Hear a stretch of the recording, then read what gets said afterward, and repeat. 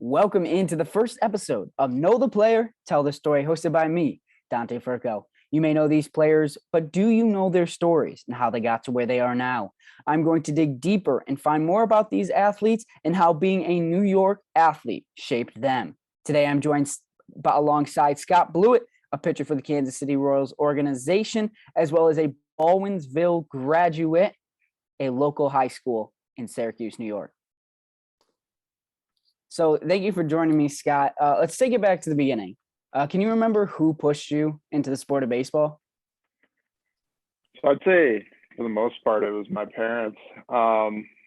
They kind of threw me into everything, and baseball was kind of the first, the first love and the first art for me. My dad used to take me out into the front yard and try to hit tennis balls over the house, and I think it started with a tennis ball, me throwing one, and then from there it turned into hitting. And my dad put a batting cage in our backyard when we were little. Basically, I'd say my dad. Okay. Did you just play baseball growing up, or did you play any other sports like basketball or football? They kind of threw the whole bag at me. So I think it was an experimental phase. I played soccer, hockey, baseball, and then I think for a few years experimented with lacrosse for a year or two. And if I wasn't doing that in organized sports, I was probably playing backyard football or something else with my buddies. So that was kind of through the whole bag. I'd say I probably played pretty much every sport up until this point. Yeah. Did you play multiple sports in high school, or did you just stick with baseball? Yeah. So until my junior and senior year, just baseball, but seventh grade to until then, I ran cross country, played basketball, and played baseball. So okay. You kind of touched on it with your dad a little bit, but did baseball run in your family, or were you kind of like the first one to take up the sport? Yeah, so nobody in my family really played sports. My dad kind of grew up in the outskirts of Skinny Atlas, so just kind of a farm boy growing up. He worked, I think, for one of his neighbors, and I think eventually was like, yeah, I want to kind of get out of here, and just kind of went to college and did that. But he never played baseball. I think he played Little League is what he told me. And then, he just kind of put a ball in my hand at an early age, and I just kind of had the feel for it and kind of ran off with it. Mm-hmm. So you never looked back. No, exactly. Do you have any siblings that play baseball? Or no, I have a sister, and she was into acting and everything when she was growing up. So that was her deal. So we were kind of two opposite sides of the spectrum. Cool. So I have to ask, if you don't mind, who did you grow up rooting for? It was tough. I was always kind of back and forth between Yankees, Red Sox, because half my friends were Yankees fans, half my friends were Red Sox fans. So when I was playing Little League, I kind of rooted for the team that whatever team we were. And one year we were the Red Sox, one year we were the Yankees. So it switched back and forth. But as I got a little older and understood the game a little bit more, I actually rooted for the Tigers, and really like Verlander, still like Verlander to this day. Just his competitiveness and the way he went about his business. I always wanted to model my game after that. So, but then you have your classic Derek Jeter. Of course. You can't not root against that guy. So we did go to a Yankees game though growing up. So I'd say Yankees were probably the number one, especially being in New York. Mm-hmm. So I've always wondered, being with a professional organization, how do you make that switch to like, I can't be a fan anymore, or is there that switch? Yeah, so especially being a high school guy, it was a bit of a transition, because first when you get there, you kind of really don't know the difference at all between like your lower level minor league guys all the way up, especially when I came in, because the first like three guys I saw were, I'm I'm a tall guy myself, but when I see these guys, they're built, they have tattoos, they have facial hair. So I'm like, I couldn't tell the difference. I didn't know who, and I really didn't know too much about Royals players coming up. So I walked in the clubhouse, and then obviously you kind of catch on pretty quick who are the guys and who aren't. When I first got there, it was all minor league guys, maybe a few major league rehab. But when spring training comes around, and you're kind of rubbing shoulders with the big guys, especially like your Eric Hosmers and your Dono Ventura and those guys back in that time, like Mike Moustakas. Mm-hmm. You definitely a little starstruck at first, but you kind of have to keep it together and be professional about it. And you start to realize they're human beings just like everybody else. And those guys were all awesome. And that's kind of what led to their accomplishments later down the road. Awesome. So taking it back to like your baseball career, obviously you were a talented high school player. When were you pulled up to the varsity team? Like when did you make that jump? I was on varsity my first time my sophomore year. So I played junior varsity in my freshman year in high school, and then sophomore year, I was competing for a spot on the varsity team and made the cut. So that was the first go around. Mm-hmm. When did you know, like, hey, I may actually play professional baseball and I have the talent to do so? Like, was there a specific like instance, game, or just moment? Yeah, so I can kind of walk you through the entire thing from what I can remember. So actually, at the end of my freshman year, junior varsity, I pitched at, I think at the time it was a Lions Bank Stadium where the Chiefs played. And I pitched in like a summer classic game. And I remember it was like a lot of like CNY, like all-star, like senior guys who were probably 3-4 years older than me. And I'd kind of always played up just to kind of push myself. And I ended up doing pretty well in that game. And I always kind of stayed local. I never really played for any elite travel teams. I ended up playing for Sport Zone, Dickie Woodridge out of Syracuse for a little bit, in specific tournaments. But for the most part, I ended up just kind of staying with my high school team and playing in the summer there. And basically, as Mike Piro is the one that approached me and was like, "Hey, you need to play Sport Zone." And my dad's like, "I don't think you need it. I think if you're good enough, they'll find you." And then he's like, "Hey, like this is kind of the deal." So we ended up doing that. But anyways, kind of going in my junior year, my velo started to spike and everything. So we actually went down to Florida with our varsity team, and I go down there my junior year, and there's like 40 or 50 scouts that show up. And I'm like, this is kind of crazy. So I end up adrenaline pumps a little bit, and I think I ended up getting up into the mid 90s, and I got like an email or something. I actually know what I got a phone call in my 9th period class, my junior year. I was in a business class, and it was from a guy who was an agent.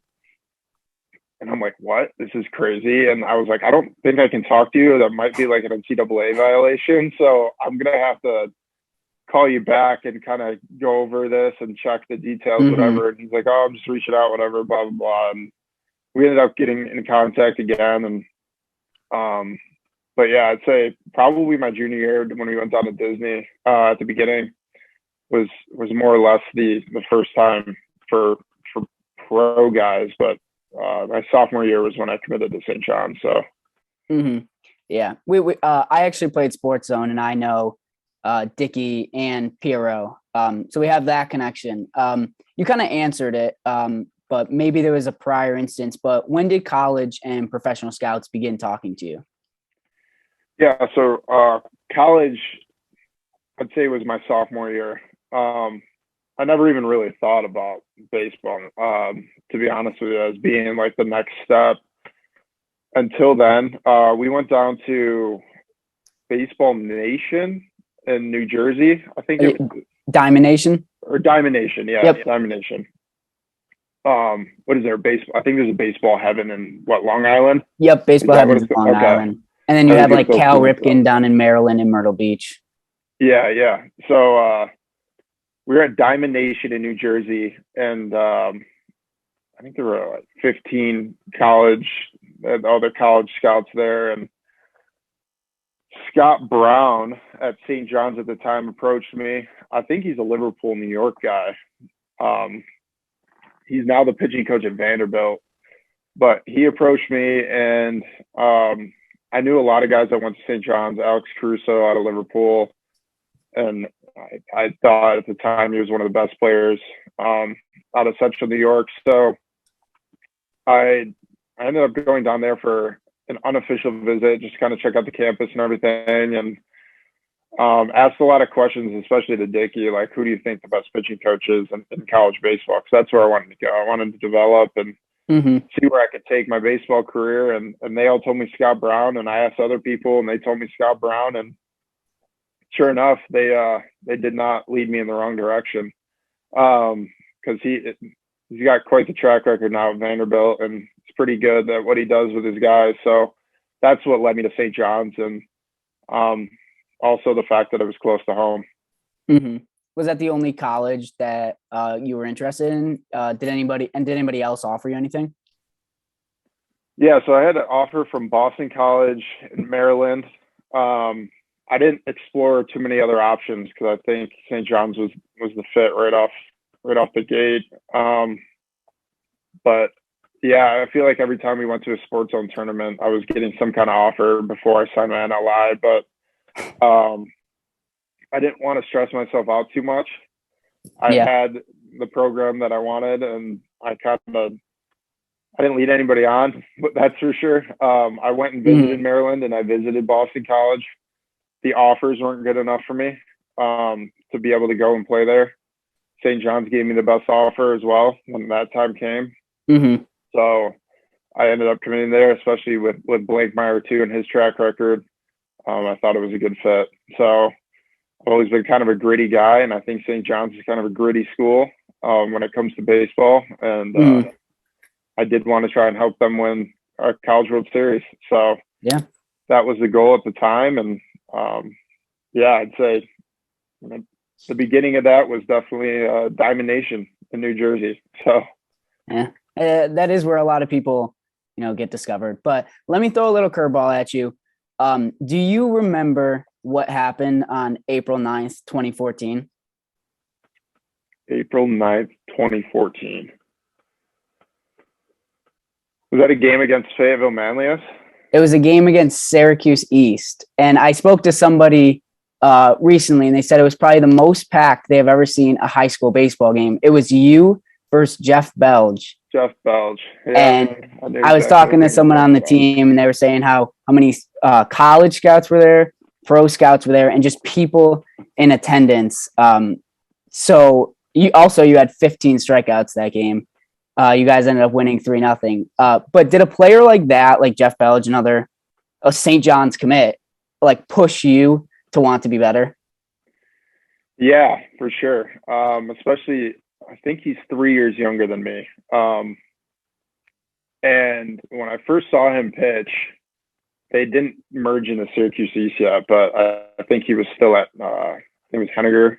Yeah. Was this high school he went to? So I faced him at their place, and I was like, wow, this kid's pretty good. And he was huge. He was like 6'5" his freshman year. And I was like, who is this guy? I've never seen him before. And they're like, oh, he's a freshman. Wow, like that's impressive. But yeah, when that game, I remember that game, it was cold. And there were a lot of scouts there. I remember, and they didn't have a bullpen at their field either. It was they don't. Grass. Yep. So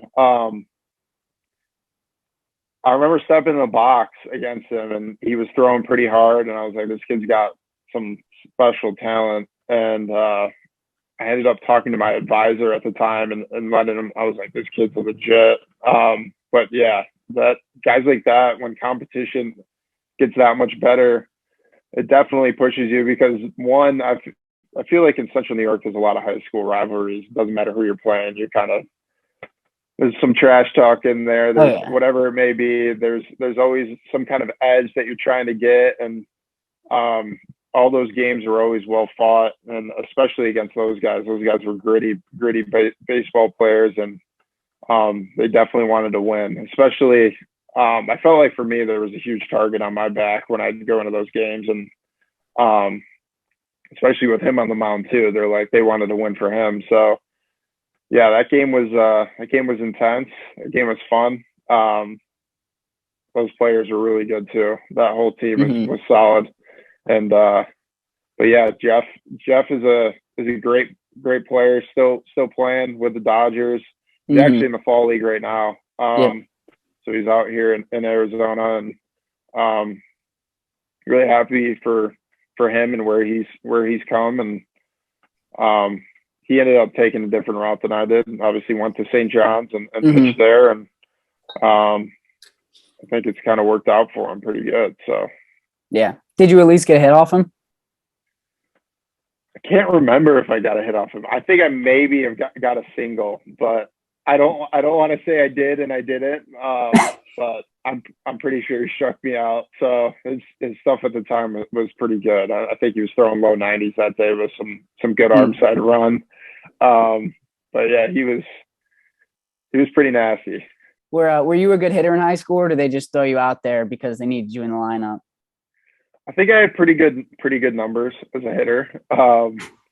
If I were to face some of these guys now, like if I was facing Jeff Belge every day, I probably would have been a great hitter. But I think I ended up hitting a little over 300. And I hit in the 3 or 4 hole for majority. I think my junior and senior year. So yeah.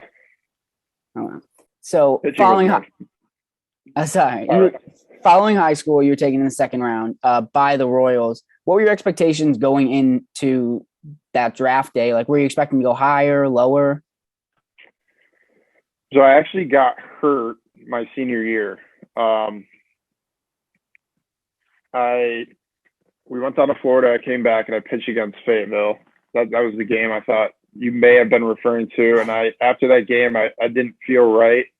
My velo was down and everything. But at that point, I think I was projected to go like mid first round, and I ended up getting hurt. So I went over it with my advisor at the time. He's now my agent. And I was like, hey, I don't really know what we need to do here. I was more on the college side at that point. Like, hey, if things don't work out, I'm going to go to school, get my degree. If that's the worst thing that happens, it's not a bad day. But I ended up coming back my senior year and throwing one last game against Auburn, and the Royals ended up taking a chance on me in the second round, and kind of the rest was history. But yeah, so I was projected to go higher, but I'm grateful for where I went, and wouldn't change it for the world. Good.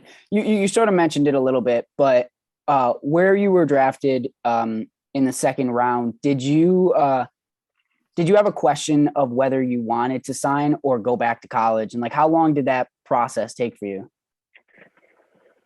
Once I was drafted, there was no question. I was going to sign right away. That's at that point in my life, in my career. I was like, this is what I was meant to do, and this is what I'm going to do. I'm going to dedicate everything to this and try to make it as far as I can. I'm pretty sure at some elementary school goal book, I put I wanted to be in the Hall of Fame. So big expectations for myself, and I think that kind of pushed me through the minor leagues and everything. But yeah, there was no question whether or not to sign once my name was called on draft night. Cool. So you made your major league debut on September 18th, 2020 against the Milwaukee Brewers. The second batter to come up to the plate was Christian Yelich, an MVP caliber player. Like, how intimidating was that in your debut? I was kind of blacked out, to be honest with you. In spring training, more or less, in big league spring training, I you kind of hear the name a lot more because it's not as intense as it is in a major league game, especially that being my first one. I was like, okay, like I'm coming in, I'm throwing strikes, pounding the zone. I'm here for a reason. I'm going to trust my stuff and I'm going to let it play. So, honestly, when he came to the plate, I didn't even really realize it until I had 2 strikes on him. And I was like, okay, I have an opportunity to have Christian Yelich as my first big league strikeout. So I tried to make a slider pretty nasty, and I think I ended up getting him to ground out to second base. But yeah, it's definitely intimidating when you hear those big names for the first time come up to the plate. But I think what got me through it was telling myself, hey, like you are here for a reason, and your stuff plays, and someone sees that in you. You just got to believe it yourself, and that's kind of what got me through my first outing was that, and just throwing strikes and pounding the zone. That's awesome. You have played 8 seasons with the Royals organization. What has it been like, especially being in the organization during that championship season? It was wild, especially coming in for the first time in 2014. They made that crazy run, lost in Game 7, I believe, and what was that, to the Giants? I think it was to the Giants. Mm-hmm. And I was like, wow, this is an environment I want to be in, especially coming out of high school where we won a state championship there, and that's all I ever really knew was winning. And I was like, this is a great fit for me, and I knew that prior to signing with them. So I was like, this is great. The culture was awesome, and then obviously 15 winning the World Series was amazing. And I remember they took a lot of pride in it. I was out here for instructional league, and we'd watch every game. And I remember there being guys on the 40-man roster training here, getting ready to go, and they ended up playing in some of those games. And it was cool to just be around that and be around those guys. And kind of what I touched on earlier was just rubbing shoulders with those guys. You start to realize you're not that far away, and just take it piece by piece and try to work your way up there and hopefully try and help them win a championship. Mm-hmm. That's really cool. And you know what I've always wondered, and I've talked to my friends about this. Do you get, being in the organization during a championship year, do you get any, I guess, like reward or at least a like smaller ring? Is there anything they give you? No. So at the time I was in rookie ball level, and most players don't get anything. I know like staff and personnel do. I think there's 3 tiers to the rings. There's a smaller one, a medium one, and then obviously the player rings. But no, we don't get anything. It's more or less just the fact that you're in the organization and that you're a part of a winning organization. That's more or less it. So cool. So in 2018, the Royals protected you, placed you on the 40-man roster to avoid you being sent into the Rule 5 draft. How did that instill confidence in you, knowing that, you know, your organization had your back, they had faith in you, and they wanted you to stay? Yeah, it was a pretty cool time when they let me know that I was going to be added to the roster. It was honestly kind of a changing point for me, or a big turning point in my career, because that year I struggled early in Double-A for the first time, and towards the end of the year I had pitched a lot better, and I felt like I wasn't done. And that year I ended up pitching in the fall league because I kind of knew, I was like, if I'm going to prove something, this is the time to do it, and especially do it against competition that's big league ready. So I ended up pitching well in the fall league, and they protected me. I think if I didn't do that, I don't know if they would have. So I ended up putting way too much pressure on myself going into that next year, being on the roster for the first time, and went to AAA and experienced a lot of failure. And I experienced a lot of failure coming up through the minor leagues as well. Like I said, I wasn't used to losing, especially in high school. And that's kind of where the lower levels of minor league baseball are meant for. And still being kind of the youngest player on my team all the way up through, it was always a constant battle between okay, I fail really bad and then I have a good game. And then it was just inconsistencies. And as I went into that next year, it was just, I think I had like 7 straight starts in a row Mm-hmm. where it was just, I was getting crushed. And honestly, every single part of me wanted to quit. I was like, I'm now on the roster. So I put all this pressure on myself that I needed to be better. And I ended up just digging myself into a huge hole. And I remember I walked into my manager's office and I asked for a demotion. I said, I want to go back to AA. I need to figure my stuff out. And they didn't grant it to me at the time. And I was like, okay. And we ended up kind of doing this developmental thing. I got put on the injured list and just threw bullpens trying to figure things out. And the bullpen, it was fine. It was more or less going into the game and confidence. I think I ended up giving up like 28 home runs that year or something insane. And it was just every time out, it was like one guy gets on base, it was a home run. Mm-hmm.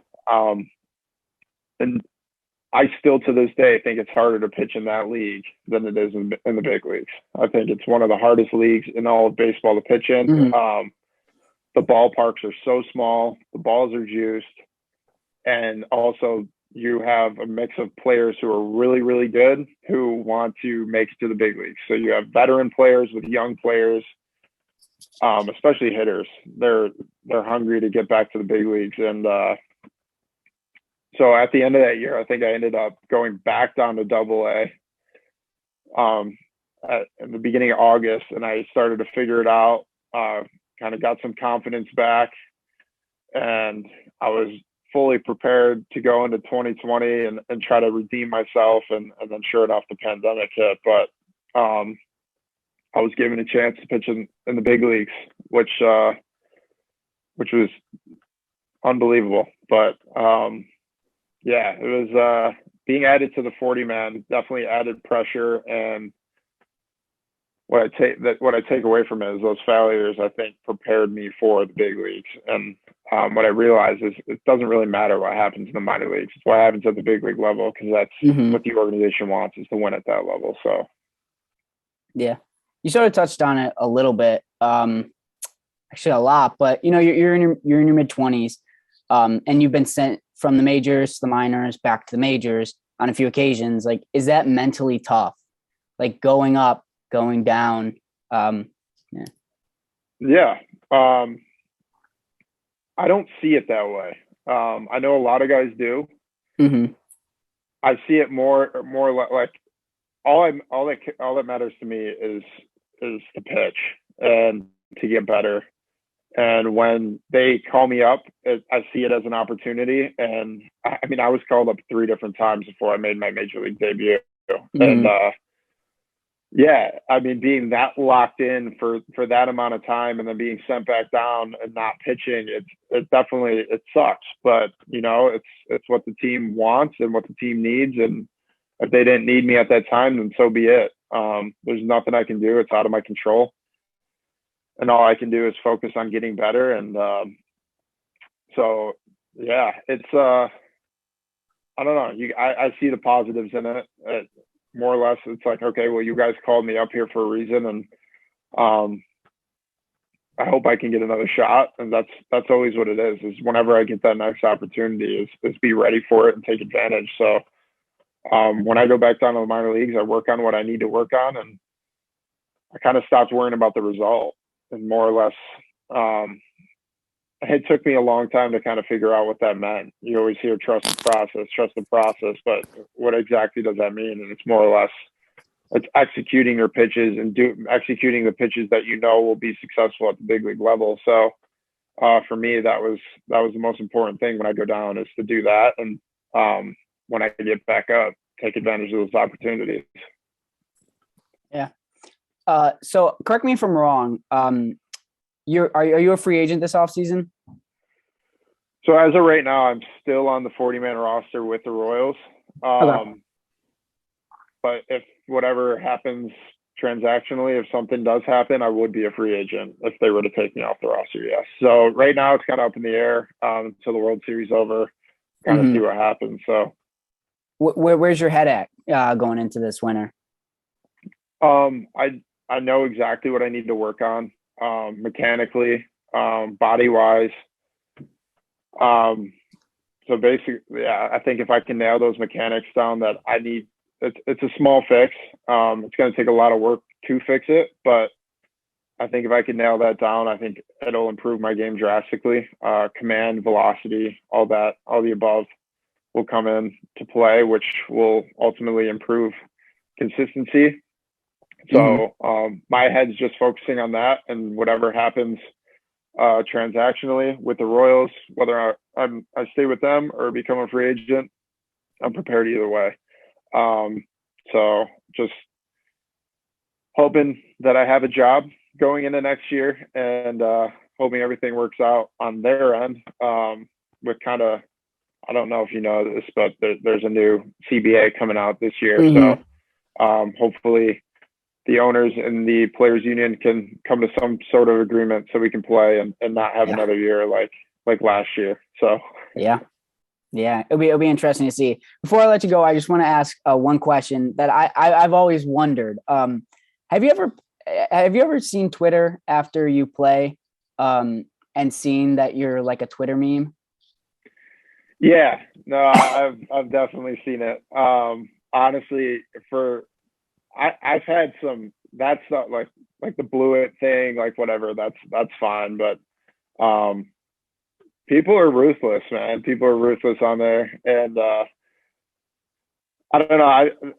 Social media, I've kind of almost like shut myself out from it. I used to be pretty active on it, and I really should start getting back into it, but I try to just kind of fly under the radar, to be honest with you. I'm usually just kind of, I don't want to deal with people coming from all different directions, whatever they may say. But I mean, there's a lot of hate out there, and but yeah, I have seen the memes, and it's funny. It is. That's the only way I can look at it. I mean, I've heard it my whole life. There's nothing I can do about it unless I want to change my name, but I'm not going to do that. Because hopefully one day I have a kid who can make it to the big league level, and I'm going to tell him this is just something that'll make you mentally tougher. So definitely. Yeah. Well, I appreciate you coming on and talking to me. Good luck with your off season. I look forward to seeing you back on the field for the 2022 MLB season. Yeah, thanks for having me, Dante. I appreciate the time. Of course. It was awesome. Well, that is all on Know the Player, Tell the Story. I'm Dante Furco, and we'll see you next time.